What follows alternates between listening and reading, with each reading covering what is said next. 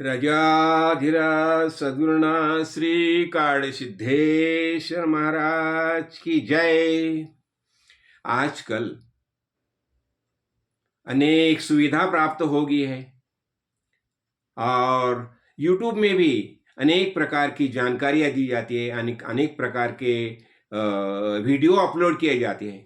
खासकर मैं एक बात बताना चाहता हूँ कि ये आज ठीक है, बहुत कुछ अच्छे भी डाले जाते हैं, लेकिन आजकल बहुत आपत्तिजनक ऐसे वीडियो वहाँ डाले जाते हैं और वो वीडियो में बहुत कुछ ऐसी बातें बताई जाती है कि मुझे पता नहीं चलता कि वास्तविक देखो पुराण काल में वो जमाने में द्रौपदी कैसी उसने कैसा बिहेव किया, भीष्माचार्य ने कैसा बिहेव किया, यानी अनेक जो पात्र है रामायण महाभारत के पात्र हैं, सीता माता ने कैसा बिहेव किया, राम प्रभु, ये सब जो महाभारत और रामायण के जो पात्र हैं, तो अनेक पात्र के बारे में ठीक है अच्छी बातें भी आती है, लेकिन कभी कभी बहुत सी आपत्तिजनक ऐसी बातें बताई जाती है।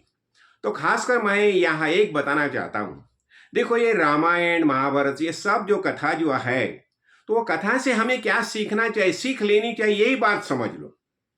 अभी रामायण में क्या बताया गया है, महाभारत में क्या बताया है, खासकर एक बात हम देखेंगे तो हमें पता चलता है कि धर्म एव हतो हंति धर्मो रक्षति रक्षिता तस्मात् धर्मो न हंतव्या।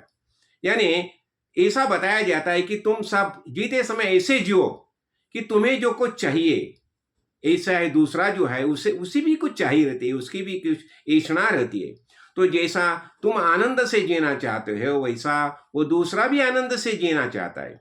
इसलिए ऐसा मत करो कि जिसके कारण दूसरे के अधिकार उसे भी अधिकार है, तुम्हें भी अधिकार है। हरेक के अधिकार का तुम आदर करो, उसका रिस्पेक्ट करो। हाँ, समझ लो दूसरे का उसे क्या चाहिए, तुम्हें क्या चाहिए, बात सब समझ लो और इसी तरह से जियो कि जिसके कारण उसे की तकलीफ भी नहीं हो जाएगी और तुम्हें की तकलीफ नहीं हो जाएगी। जब भी तुम तुम्हारा अधिकार प्राप्त करना चाहते हो तो उसी समय दूसरे का अधिकार भी होता है, ये भी ख्याल में रखो।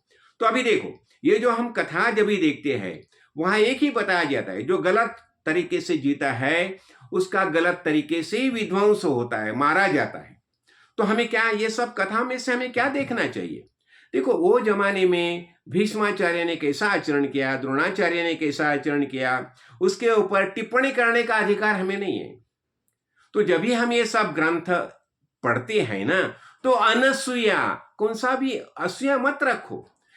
शुद्ध ज्ञान दृष्टि से उतना जो तुम्हें ग्रहण करना है उतना ही ग्रहण कर लो, तुम्हारे जीवन के लिए जो आवश्यक है उतना ही ग्रहण कर लो। लेकिन उसके ऊपर उसने ऐसा क्यों किया, वैसा ऐसा क्यों किया, ये ऐसी टिप्पणी करने का अधिकार हमें नहीं है।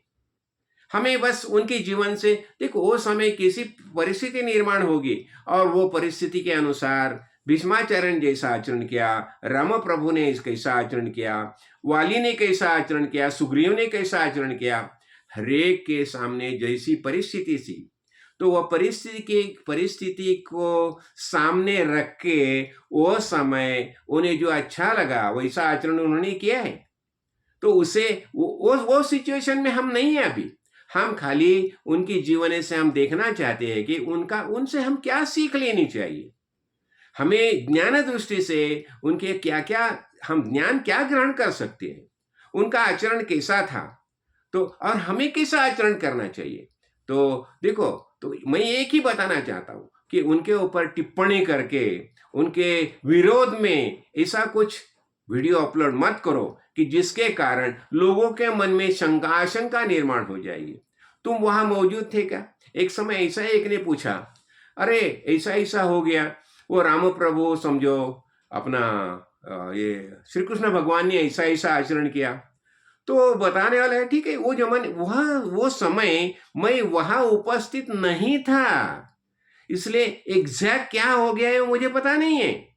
ये सब जो लिखा है जैसा अनेक देखो 5000 साल पहले क्या हो गया उसके ऊपर आज हम टिप्पणी कर रहे हैं, लेकिन हमारे खुद की जिंदगी में क्या हो रहा है उसका हमें पता ही नहीं है, उसकी जानकारी हमें नहीं है। हमें कैसा आचरण करना चाहिए ये पहला हमें सीखना चाहिए और ये सीखने के लिए हमें ये शास्त्र ग्रंथ का आधार लेना चाहिए। वेद उपनिषद में जाना चाहिए। और इतना ही नहीं, सबसे बड़ी बात कि आत्मज्ञानी महापुरुष का अनुग्रह लेना चाहिए। जब भी हम किसी के बारे में कुछ बातें करते हैं तो वो कैसे होनी चाहिए, ये पहली बात समझ लो। इसलिए जब भी हम किसी के ऊपर टिप्पणी करते हैं तो ऐसा ही टिप्पणी करने का अधिकार हमें नहीं है। तो आपत्तिजनक वीडियो अपलोड करके उनके बारे में कुछ गलत बातें फैलाने का अधिकार भी हमें नहीं है। तो हमें क्या करना चाहिए, वो ये योग्य क्या है, योग्य क्या है, अयोग्य क्या है, और आज की सामाजिक स्थिति को सामने रख के हमें क्या अपलोड करना चाहिए, ये भी हमें भान होना चाहिए। और खाली लोगों में अनेक प्रकार की मत भिन्नता निर्माण करके कुछ गलत रास्ते बता के उसमें संशय और संभ्रम निर्माण करने का अधिकार हमें नहीं है। उससे देखो, उससे हमें क्या प्राप्त होगा। इसलिए हमें ऐसा ही बताना चाहिए कि जिसके कारण इस समाज का विकास हो जाएगा, कोई ना कोई ज्ञान दृष्टि से उससे अच्छी बातें ग्रहण करेगा। ऐसी बातें हमें दूसरे को बतानी चाहिए जिसके कारण हमारा विकास हो जाएगा। और जब भी हम कुछ बातें बताते हैं तो उसे शास्त्र का आधार होना चाहिए।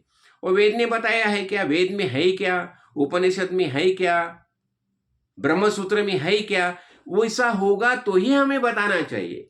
और वैसा नहीं होगा, उसे शास्त्र का आधार नहीं होगा, तो ऐसी बातें दूसरे को बताने का अधिकार हमें है ही नहीं है। बस इतना ही मैं समझना चाहता हूँ। क्यों, आजकल मैं बहुत देखता हूँ और बहुत ऐसे आपत्तिजनक वीडियो अपलोड किए जाते हैं कि उसके बारे में मैं सविस्तर नहीं बताना चाहता, लेकिन मैं इतना ही बताना चाहता हूँ, जब भी हम किसी भी बात का किसी प्रबोधन करते हैं तो उसे शास्त्र का आधार होना चाहिए। ये भगवत गीता में है क्या, उपनिषद में है क्या, वेद में है क्या, तो ही हम ऐसी बातें बतानी चाहिए। पहला उसका अभ्यास करो, और अभ्यास करके सदगुरु के सानिध्य में जाओ, उनसे अप्रूवल लो, उनके अनुज्ञा के और उनके आज्ञा के अनुसार ही कार्य करो। यही मैं बताना चाहता हूँ। जय जय रघुवीर समर्थ।